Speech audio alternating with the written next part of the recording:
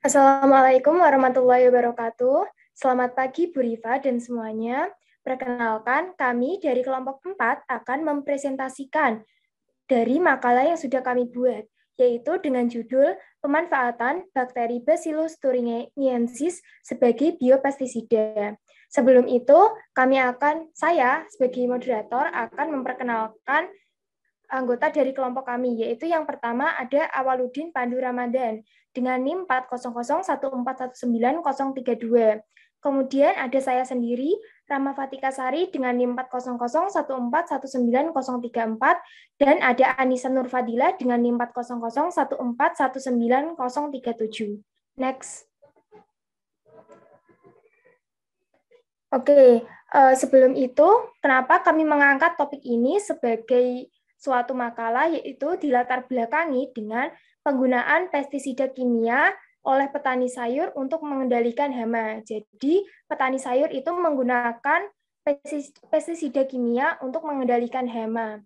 Sedangkan pestisida kimia itu menyebabkan hama itu menjadi kebal atau resisten terhadap penyakit atau terhadap pestisida kimia tersebut, sehingga akan menyebabkan apabila disemprot oleh pestisida kimia lagi, maka hama tersebut tidak akan mati, melainkan akan tetap hidup seperti itu. Jadi, kami memiliki inisiatif solusinya yaitu dengan mengganti pestisida kimia dengan biopestisida. Nah, biopestisida ini merupakan suatu biopestisida ini memanfaatkan mikroorganisme atau mikroba untuk mengatasi hama tersebut. Nah, mikroba yang digunakan yaitu menggunakan bakteri Bacillus thuringiensis. Next. Untuk selanjutnya akan dijelaskan oleh Anissa. Silahkan. Baik, selanjutnya yaitu pembahasan. Nah, di bagian pembahasan ini kita akan membahas 5 poin. Yang pertama yaitu biopestisida sebagai pengendali hama.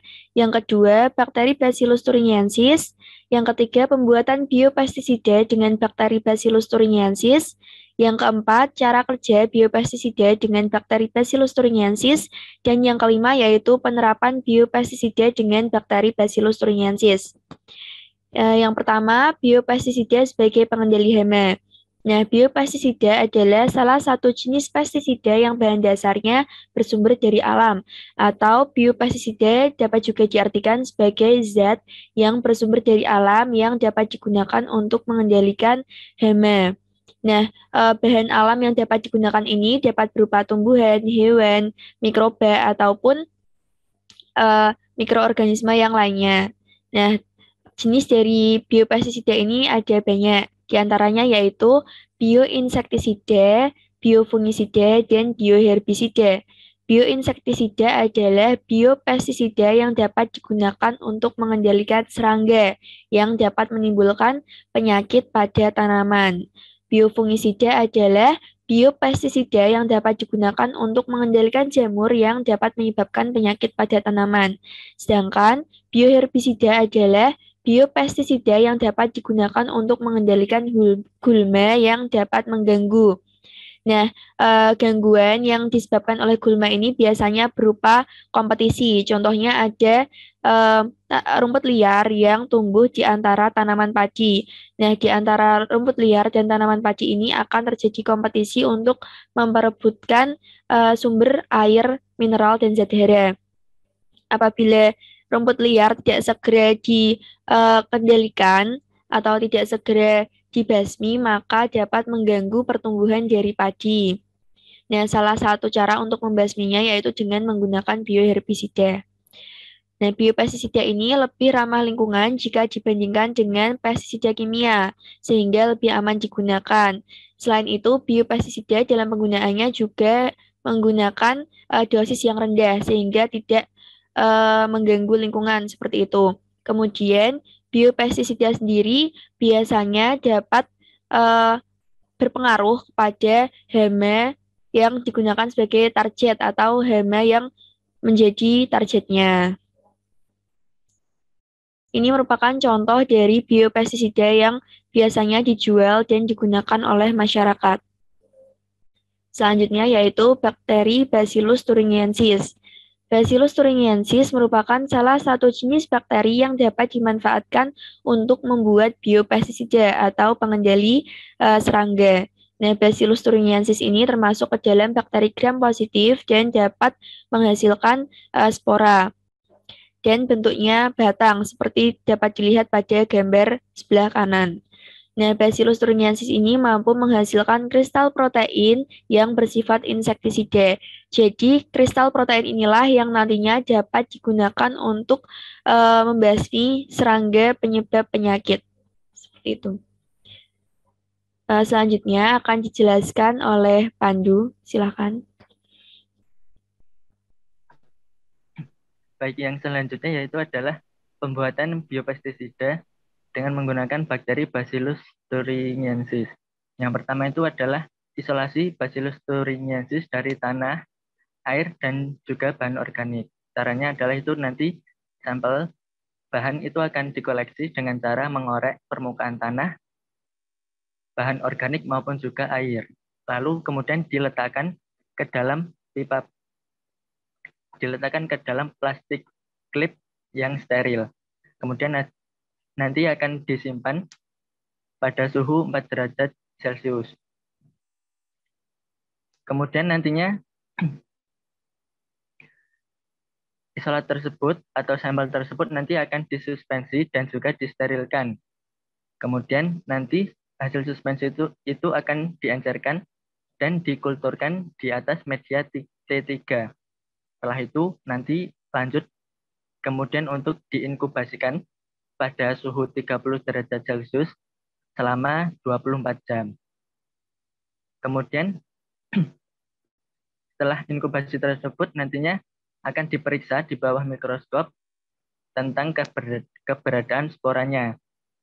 Konsentrasi sporanya itu nanti bisa dihitung menggunakan metode direct count menggunakan hemocytometer.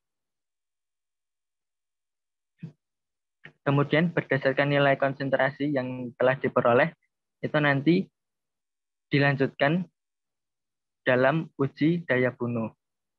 Kemudian yang kedua yaitu uji daya bunuh. Uji daya bunuh itu nanti dilakukan menggunakan metode pencelupan daun, yaitu dengan cara menggunakan potongan daun kubis yang dipotong dengan ukuran tertentu. Kemudian potongan tersebut akan direndam ke dalam 20 ml suspensi tadi selama 10 menit. Kemudian nanti diangin-anginkan. Setelah itu hasilnya nantinya akan diberikan kepada larva untuk nanti bisa dimakan. Lalu itu nanti akan diamati reaksi yang terjadi pada larva tersebut. Gejalanya nanti gejala sakit yang diamati itu dalam selang 6 jam. Kemudian nanti kematian larva dihitung setelah 24 jam, 48 jam, 72 jam, dan juga 96 jam. Kemudian lanjut yang ketiga yaitu seleksi isolat potensial. Isolat tadi yang telah digunakan dalam uji daya bunuh itu yang memiliki konsentrasi daya bunuh lebih dari 50% nanti bisa diseleksi kembali menjadi isolat potensial yang diuji dengan uji patogenitas terhadap serangga. Caranya juga hampir sama dengan uji daya bunuh yaitu dengan metode pencelupan daun.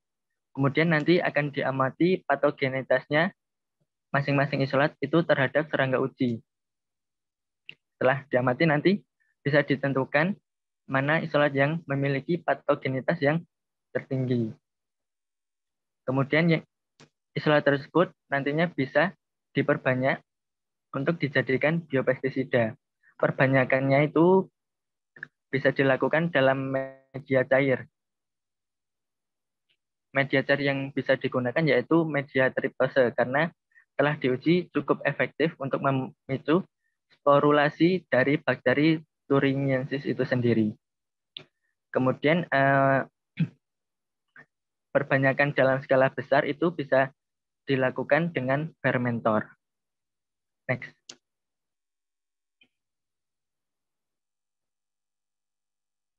Nah, kemudian yaitu cara kerja biopestisida dengan bakteri Bacillus thuringiensis.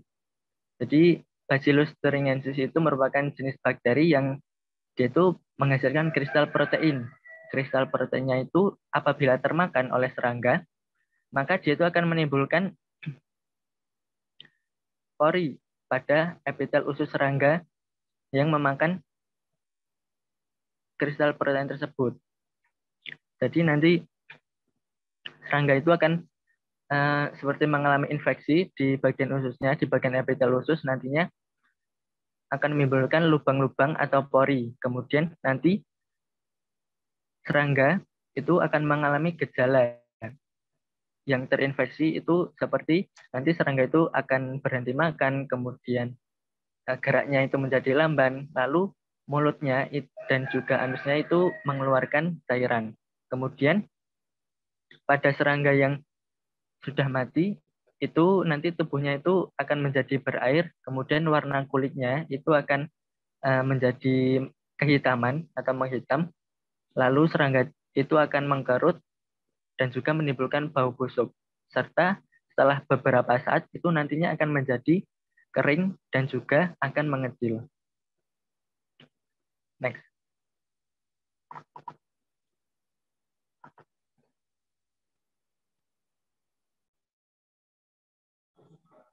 Oke, yang selanjutnya yaitu ada penerapan biopestisida dengan menggunakan bakteri Bacillus thuringiensis untuk mengurangi hama ulat Plutella xylostella pada daun sawi.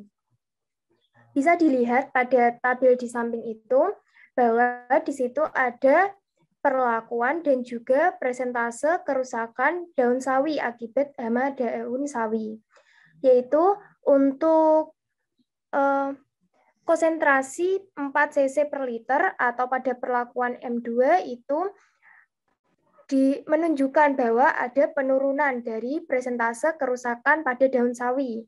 Kemudian pada kondisi M3 dan M4 itu menunjukkan bahwa presentase kerusakan daun sawi itu mengalami penurunan secara drastis.